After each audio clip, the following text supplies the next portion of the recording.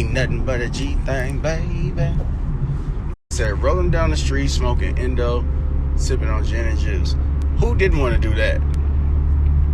Everybody. Death Row is where it started. That's the label I wanted to be at.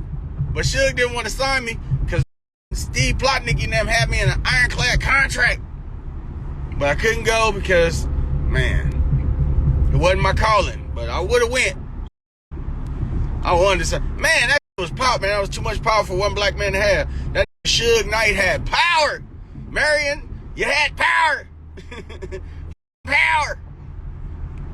Man, there was some good old days, though. That before it got, before people started getting, that was awesome. You never seen anything like that. This man had Roger Troutman and Leroy Hudson coming to the studio to hang out with me, Corrupt, and Lisa Left Eye Lopez, and Danny Boy, and Mary J. Blige, and Faith Evans, and you name them, and Michelet, and hey, man, that was awesome. Dre, you did that, man. Thanks for Death Row after Ruthless. That was hot. I'm going to give the credit to Dre because Dre knew, but Suge was the business of it. Couldn't have been either way, but I'm betting on Dre because Dre know that music. He's one of my contemporaries when it comes to this music. But Quincy Jones, I faint every time I see this. I be trying to be cool and like take the whole music out of it and be fly. Like, I ain't fanboy. But whenever I see Quincy and he say something, my knees just leave and I faint like a little. The f is that all about? I don't even faint when I see Jimmy Iovine. Like, I love Jimmy. Jimmy always got the snacks and the great ideas. Like his ideas, he could tell you something and it don't make sense to you for a year, and then you go do it, and then you get all the money you ever had in your life. Because he's a seed planter for. Come on, man. Anybody produce and engineer Tom Petty sessions? That's a. But that Dr. Dre, he would do these in the studio. He still do them, but then the more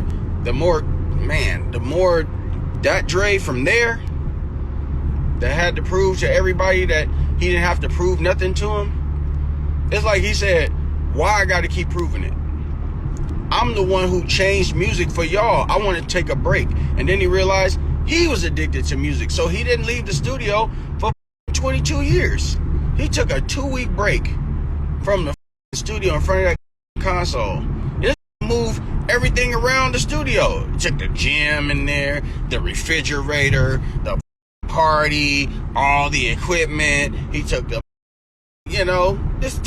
furniture. Everything went in there at the studio, and the studio was where everything came from. That's genius. Dr. Dre is a genius. And I say it. That's why y'all like me, because I say it. I ain't got nothing to prove. Man, Dick Clark liked me. I got nominated for American Music Award before I even thought that I'd be anywhere near ABC. And then I became vice president of A&R at Warner Brothers Records. I took Andre Harrell's job. No, actually, Benny Medina's. I took Benny Medina's job after he left. And Tom Wally made me vice president of A&R. And Prince saw that I was vice president of A&R. And Prince came back to Warner Brothers. It wasn't because of me. It was because he saw that Warner Brothers was treating that had it hard. The abused, abandoned children. He was, they try to abuse him. Don't abuse your kids. They turn out like me. And we don't give a. We'll play this instrument to where it hurt. And you'll get it, but you won't. But you will, but you won't. Prince came back to Warner Brothers while I was there. And he threw me a party. He let me come to his party at his house. He bust us all in. Jennifer, what's her name? She was married to, anyway, it was Ludacris, me, Nas, and, she was the one that she was married to Nick Lachey. Her. We all rode in on the bus together to Prince's house without our phones. He was like, man, we gonna leave our phones? Yeah, Prince said you can't have no phones in the house. Okay. Put it in here then. All right. The Prince, man, this house. Man, I wish y'all could have seen that, man. Y'all. Man, what? Anyway, I'm just rambling.